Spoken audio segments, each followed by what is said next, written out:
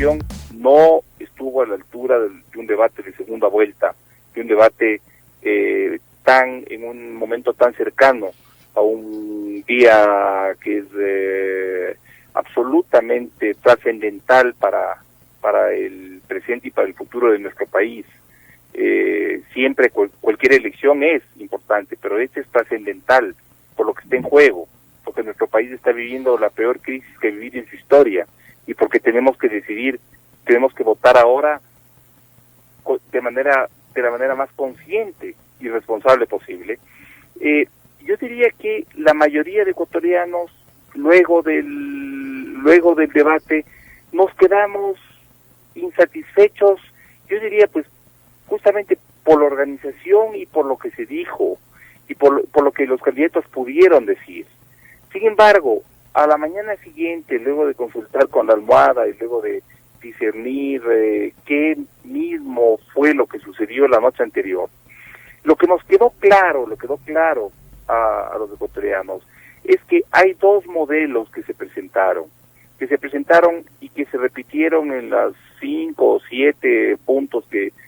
se toparon, que debieron haber sido otros, ojo, porque se habló de lo mismo que siempre se ha hablado. Nos habló de derechos, nos habló de la manera de fomentar los emprendimientos de los jóvenes, etcétera. Pero bueno, de los temas de los que se habló, ¿no es cierto?, podemos sacar como conclusión que hay dos modelos. Un modelo que es una repetición de lo que se aplicó durante el gobierno del economista Rafael Correa. Yo diría que es lo mismo reenlatado, pero es un producto que después de 10 años no ha estado en congelación, entonces que es muy peligroso inclusive,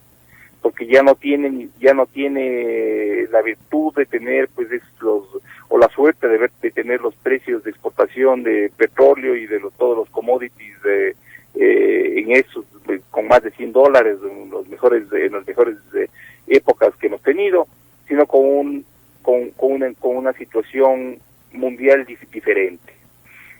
Un modelo de desarrollo que se basa en un Estado controlador, en un Estado regulador, en un Estado que pone reglas y que las cambia cuando quiere, en un Estado que se basa en un hiperpresidencialismo que está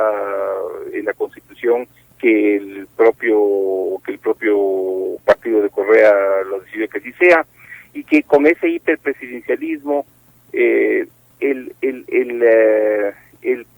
peso de los diferentes poderes públicos simplemente no es equilibrado, ¿no? El Ejecutivo finalmente decide. Con políticas como la política exterior, en la que la famosa sustitución de las importaciones, que fue pues uno de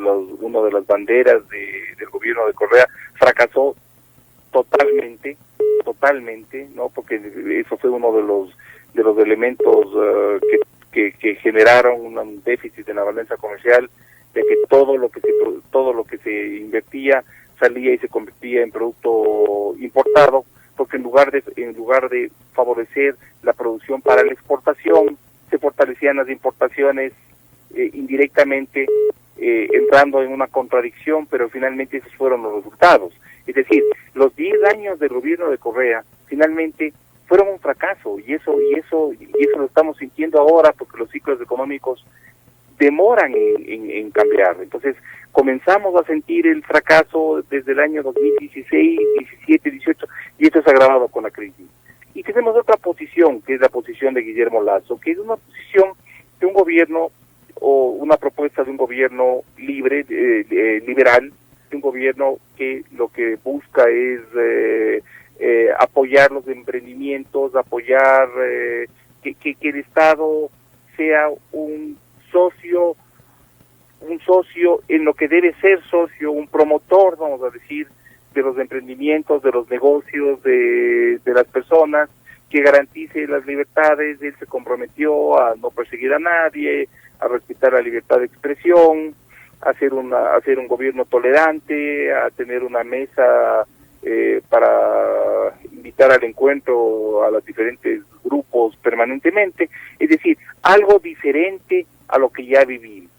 Y los ecuatorianos tenemos que decidir si es que queremos votar por lo que ya vivimos hace 10 años, o si es que optamos por lo segundo, que tiene mucho más relación con lo que los países que han tenido éxito en América Latina y en el mundo, es un modelo que ha tenido más éxito en esos lugares. Entonces, la decisión básicamente, o la conclusión del debate, a mi criterio, fue esa. Hay dos modelos que están en juego. Y esos dos modelos, esas dos formas de administrar las políticas públicas del gobierno, se decidirán el 11 de abril. Y son diametralmente distintas, porque no es que son en algo cercanas, son diametralmente distintas. La una le da un protagonismo estelar al Estado, al intervencionismo, a que el Estado decida por encima de la voluntad de las personas. La otra, y todo lo contrario, le da a las personas la voluntad de tomar sus decisiones libres, sus decisiones independientes, y eso es fundamentalmente, o en esencia, lo que podemos sacar como conclusión del debate. Así es, mi querido doctor Peña Herrera, se nos vino ya el tiempo. Pero mire, como información, hace un momento publica en su página Alberto Acosta Burneo: Javier Hervas, candidato a la Izquierda Democrática, da su apoyo a Lasso.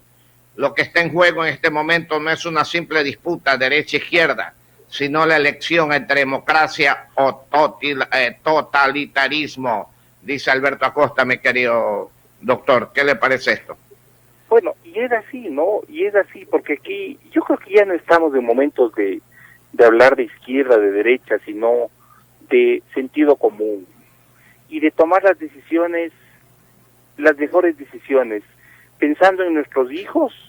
pensando en nosotros mismos, pensando en nuestros padres, pensando en darles la oportunidad a nuestros hijos para que con su esfuerzo, porque todo esto que hemos vivido ahora ha enseñado a nuestros hijos a que ellos mismos, con sus emprendimientos y con sus ideas, deben ser capaces de salir adelante, pero pueden ser capaces de salir adelante si es que tienen un Estado que no interfiere, que no persigue, que no cambia las reglas del juego cada 15 días, porque con eso lo único que se hace es ahuyentar la inversión, tanto nacional como internacional, la pequeña y la grande, con un Estado que lo que procura es que la pobreza se elimine a través de la generación de riqueza. No que los ricos sean más ricos, sino que los pobres dejen de ser pobres. Eso es sostenible en el tiempo. Un Estado que sea pequeño, que sea lo suficientemente fuerte como para poder apoyar, pero no que sea pues desmesuradamente gigantesco como llegamos a tener pues en el gobierno de Correa, un Estado inmenso que nos cuesta la tercera parte del Producto Interno Bruto, es decir, más de 37,000 millones de dólares. Nos costaba pues, y ahora estamos por los 30,000 millones de dólares. Adicionalmente a eso, el tema de la persecución a la prensa, el tema de persecución a quienes no pensamos como pensaba ese gobierno. Y estamos viendo que los ejemplos se continúan en el tiempo y se acentúan en el tiempo con el gobierno de Maduro, que es pero por supuesto que es aliado político de Arauz y de Correa, y con el gobierno del señor Fernández de Argentina, y con el nuevo gobierno de boliviano, o con la posición intolerante de Podemos en España. Es decir, ellos lo que buscan es imponer gobiernos que a través del manejo económico, de que la gente dependa económicamente del Estado, imponer sus ideas de manera totalitaria, utilizando eso y utilizando por otro lado la persecución judicial. Eso hemos visto que se ha repetido pues en todos estos países, y que en todos nosotros lo hemos vivido acá en nuestro país, lo vivimos acá en nuestro país, y yo pienso que ya no es justo para nuestros hijos ni para nuestros padres el no darles la oportunidad de que las cosas cambien. Ok, doctor Solá, se nos fue el tiempo, ya 9:01. Realmente sus criterios son importantes y lo dejamos con las últimas palabras para una nueva oportunidad, por favor. Con el mayor de los gustos. Vuelvo a insistirle, nosotros vamos a comenzar con evaluaciones serias como las que hicimos en primera vuelta. En primera vuelta nosotros advertimos que había una diferencia de más de 10 puntos entre los dos candidatos, que habría una segunda vuelta, que en tercera ubicación llegaría Yacu Pérez. No logramos identificar la votación de Javier Heras porque lamentablemente no pudimos realizar encuestas durante los últimos 15 días, pero estamos haciendo todo lo posible para salir en este próximo fin de semana y los dos siguientes con análisis cuantitativos para determinar la posible intención de voto. Estamos haciendo lo posible también para hacer un exit poll en segunda vuelta, y esos que son datos informativos se sumarán al análisis que de manera objetiva y de manera totalmente sincera hacemos, no con el afán de hacer proselitismo, pero sí decir lo que hay que decir, porque caso contrario seríamos cómplices de un pasado que no queremos que se repita, y no seríamos partícipes de un presente que sí queremos que se cumpla. Así es que por ese presente yo le apuesto, por ese presente, por ese futuro para mis hijos, yo le apuesto,